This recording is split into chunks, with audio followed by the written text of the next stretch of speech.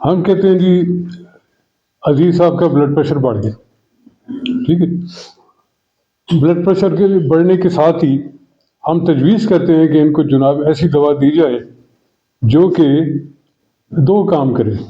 ایک تو ان کی باڈی سے ہیٹ نکال دے، دوسرا کام یہ کرے کہ وہ پیشاب آور ہو، اور تیسرا کام یہ کرے کہ دل کی دھڑکن کو سلو کر دے. یہ مختلف قسم کی میڈیسنز ہیں جو ایلوپیتھک میں ہم پرسکرائب کرتے ہیں اور ہم کھاتے رہتے ہیں.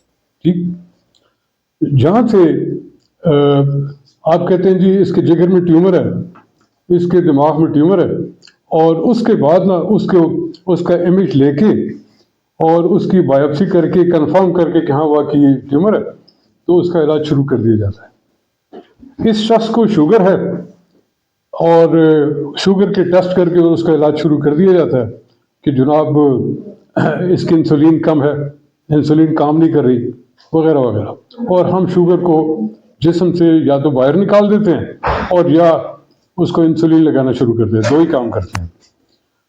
یہاں سے نا ہمارا جو صابر ملتانی صاحب کہتے ہیں نا کہ غیر علمی اور غیر سائنٹیفک ہے، وہ کیوں کہتے ہیں؟ ہم کہتے ہیں کہ اگر اس کے جگر میں ٹیومر ہے تو بھائی ٹیومر کیوں ہے؟ ٹیومر پیدا ہی کیوں ہوا؟ آپ اس وجہ کو ختم کریں، نہ کہ آپ ٹیومر کو نکال باہر پھینکیں اور اس کی کیمو شروع کر دیں. اور کیمو کیا ہے؟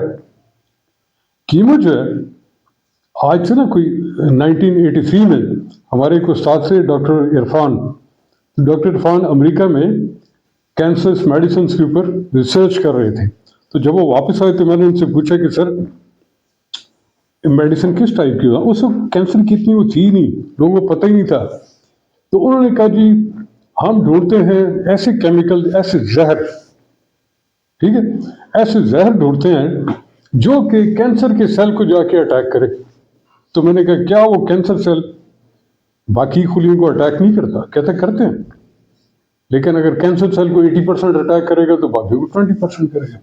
تو یہ کیا ہوگا؟ زہر ہوگا. پھر اس کی سلیکٹیوٹی کیسے کی جاتی ہے کہ مثلا ایک ٹیومر ہے نا، ایک ٹیومر کے اوپر اس کا ڈی این اے نکال لیا جاتا ہے. اب ڈی این اے کے اوپر نا ایک ایکٹیو گروپ دیکھ لیتے ہیں کہ ہاں بھائی یہ والا ایکٹیو گروپ ہے، باقی چیزوں پہ نہیں ہے وہ ایکٹیو گروپ. تو ایک ایسا کیمیکل دیکھیں گے جو سیدھا جا کے اس ایکٹیو گروپ کے ساتھ لگے. ٹھیک ہے، تو اس سے نہ ٹیومر ختم ہوتا، کیونکہ آپ اگر 80% ٹیومر سیل کو مار رہے ہیں تو 20% آپ نارمل سیل کو بھی مار رہے ہیں جی. تو اس لیے یہ آج تک جیسے انہوں نے کہا ہوگا 50% سے زیادہ اس کی سکسیس ریٹ نہیں ہے. وجہ اس کی کیا ہے کہ اس کی بیسک نہیں ڈھونڈی جاتی کہ کیوں ہوا، اس جو کاز ہے، اس کا سبب ہے، اس کو ٹھیک کیا جائے. اسی طریقے سے بلڈ پریشر ہے، ہاں جی بلڈ پریشر کیوں ہے؟ بھائی کوئی وجہ ہے نا، وہ وجہ کو نہیں دیکھا جاتا، صرف دل کو سلو کر کے بلڈ پریشر کو کنٹرول کیا جاتا. لائک پہ شوگر ہے، شوگر کا میں اعتراف کرتا ہوں کہ ہمیں بھی نہیں پتا. اگر ہمیں پتا ہوتا تو ہم شاید شوگر کو ٹھیک، لیکن ہم بلڈ پریشر کو ٹھیک کر لیتے ہیں. الحمدللہ کینسر کے بے شمار کیسز اللہ نے ان کو ٹھیک کیا، لیکن شوگر کا مجھے ابھی تک پورا ادراک نہیں ہے. لیکن ایلوپیتھی کو بھی ادراک نہیں ہے. وہ جو کہتے ہیں نا کہ ہماری بڑی ریسرچ ہے، بڑی ریسرچ، بہت زیادہ ریسرچ ہے، ادراک نہیں ہے کہ کینسر، یہ جو شوگر ہے یہ کیوں پیدا ہو رہی ہے اور ہر بندے کو کیوں پیدا ہو رہی ہے. ٹھیک ہے جی. مجھے جو اس کی ایک وجہ سمجھ آئی ہے، وہ ایک وجہ تو یہ سمجھ آئی ہے کہ جی اعصابی تحریک کی جو شوگر ہے نا، اصل میں یہی شوگر ہے. ٹھیک ہے. اب اعصابی تحریک کون سی اعصابی تحریک؟ اگر وہ اعصابی غدی ہے تو جسم میں رطوبات کا اجتماع ہو جائے گا تو اس سے کیا ہوگا؟ اعضاء ڈھیلے ہو جائیں گے. ٹھیک ہے جی. تحلیل پیدا ہو جائے گی غدد کے اندر، یہ تو سمجھ آتی ہے.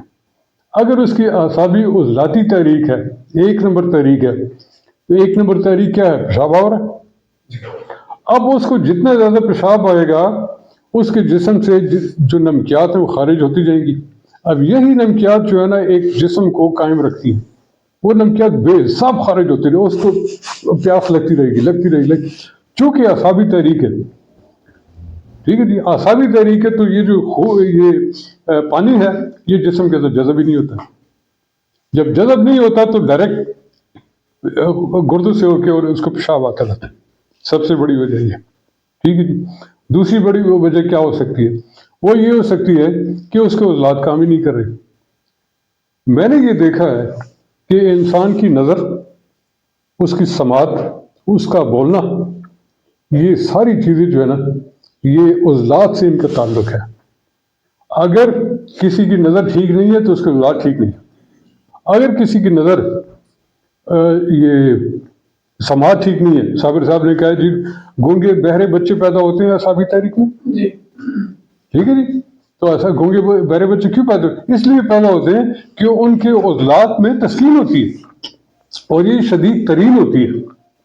ठीक है जी। इसलिए वो एक बच्चा जो है ना, वो शक्ल समाज से महरूम हो जाता है। उसके वो जो पूरे ब्रेन के अंदर जो आर्गन है जो सुनने के काबिल होते हैं, उन पे एक तरीके से फालिज होता है। फालिज क्यों होता है? क्योंकि उस लाश में तस्कीन होती है, और जहाँ पे तस्कीन हो, साबिर साहब ने कहा कि वहाँ पे रतूबात का इज्तिमा होता है, और साबिर साहब ने यह भी फरमाया कि जहाँ पे रतूबात का इज्तिमा होगा वहाँ पे फालिज होगा। तो ये जो सुनने की हिस्सा है उस जगह पे एक तरीके से फालिज हो जाता है बचपन ही में, तो वो बच्चे नहीं सुन सकते। ठीक है। इसलिए ये मैं कहता हूँ कि ये जो तिब है ना भाई, ये बहुत साइंटिफिक है।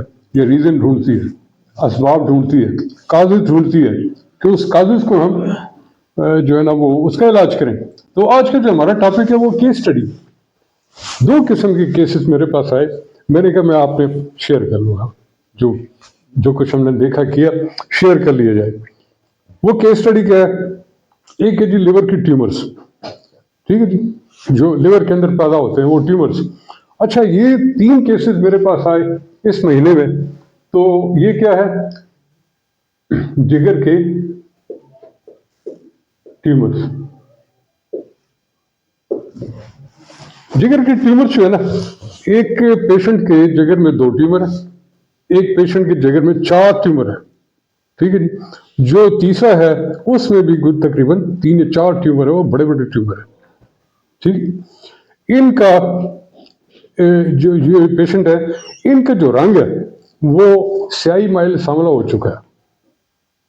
ठीक है जी। उसमें से एक खातून है, 2 मर्द हैं, तो स्याही माइल सांवला हो चुका है।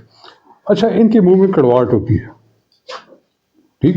इंटरेस्टिंग बात यह है कि इनकी यूरिन की पीएच जो हमने देखी, वो तीनों पेशेंट की 5.7 और 5.60 होती 5 थी। ठीक है जी। इससे पहले हम ये डिस्कस कर चुके हैं कि तहरीक नंबर 2 जो है वो 5.7 से नीचे तहरीक नंबर 2 होती है, और ये इतनी प्रोलॉन्ग कर जाती है कि एक्यूट कैंसरस केसेस में ये 4.4 तक पहुंच जाती है। बहुत एक्यूट कैंसरस केसेस हैं। ठीक है। और 5.7 तक आके ना तहरीक चलती है। जब 5.7 तक ये तहरीक चलती है, इसका मतलब 5.8 पे तहरीक नहीं होगी ना, अगली तहरीक शुरू हो जाएगी। बात की हुई है ना हमने। तो 5.8 से लेके 6.4 तक ये फिर तहरीक नंबर 3 है, उज़लाती वुज़ी तहरीक। ठीक है जी। इनमें से 5. ये लेके ना 5.7, 5.6 और 5.8, ये दोनों तहरीकें आपस में मिक्सअप हो जाती है। ये भी बताया ना मैंने, ग्राफ की शक्ल में भी आपको बताया कि 2 तहरीकें आपस में मिक्सअप हो जाती हैं, यहाँ पे ओवरलैप करती हैं। यानी तहरीक 2 भी हो सकती है और 3 भी हो सकती है, या थोड़ी सी आप कोई दवा देंगे तो नीचे आ जाएगी, और थोड़ी सी कोई ऊपर वाली दवा देंगे तो ये पीएच ऊपर चली जाएगी। ठीक है।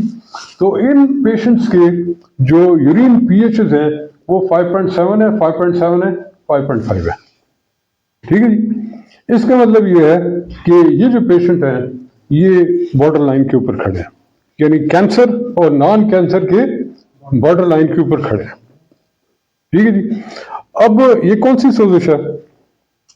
उज़लाती सभी है, उज़लाती सोजिश है। ठीक है। उज़लाती सोजिश का इलाज क्या होगा? वुज़ी तहरीक।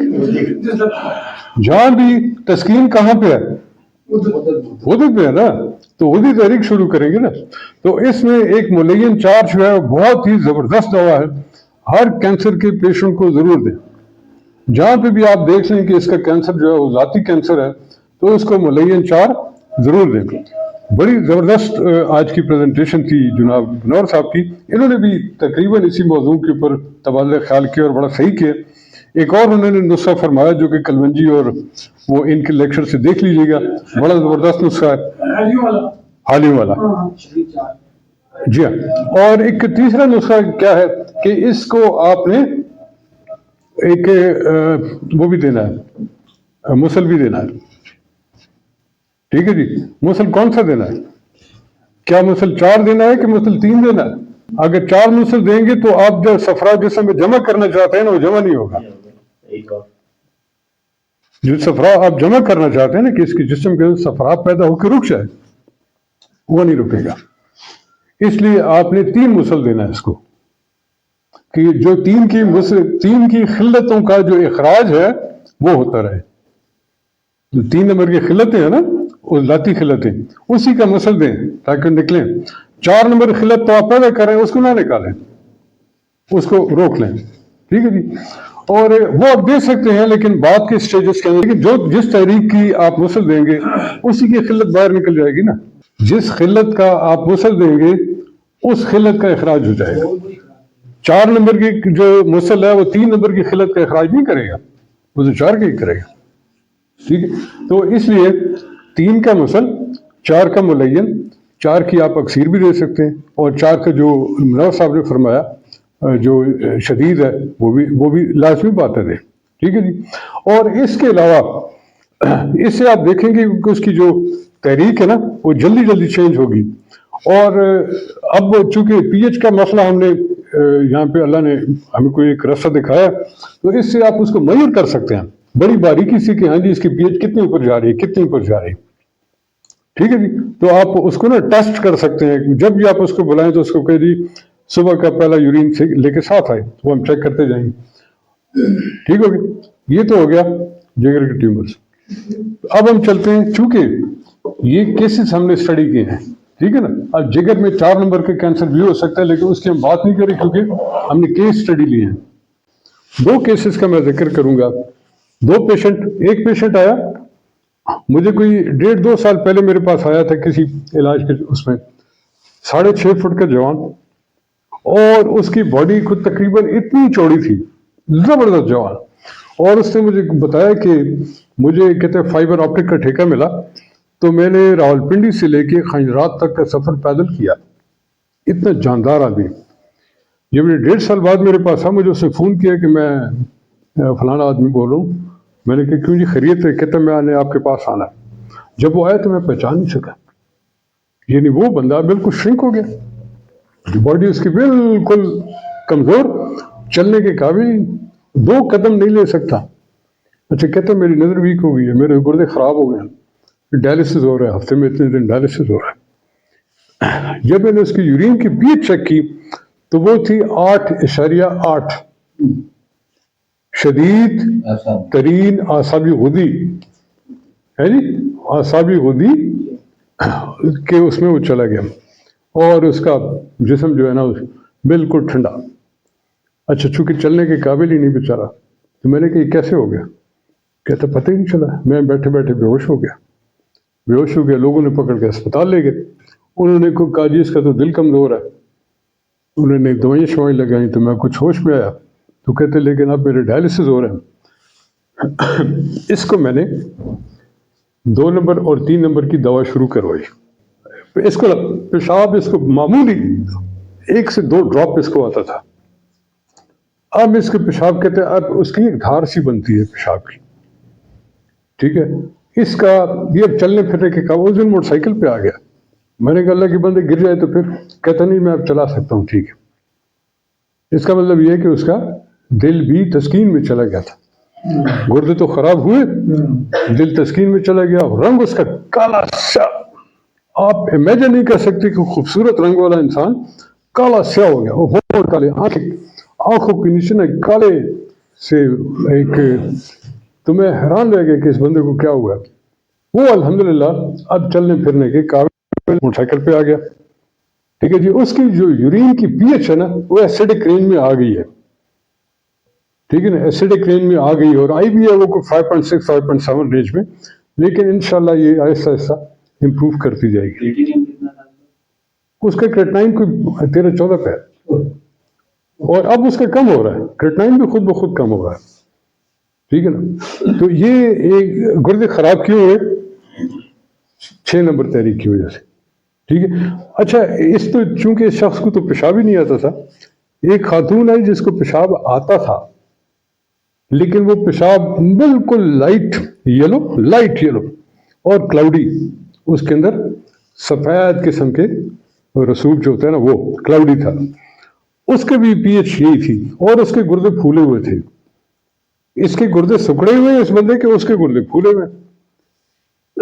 تو اس کا بھی میں نے وہ لاتی اعصابی اور اصلاتی غدی میں علاج کیا, الحمدللہ وہ ٹھیک. تو یہ تھوڑے سے برے کا یہ کیسز میں آپ کے سامنے رکھ دوں.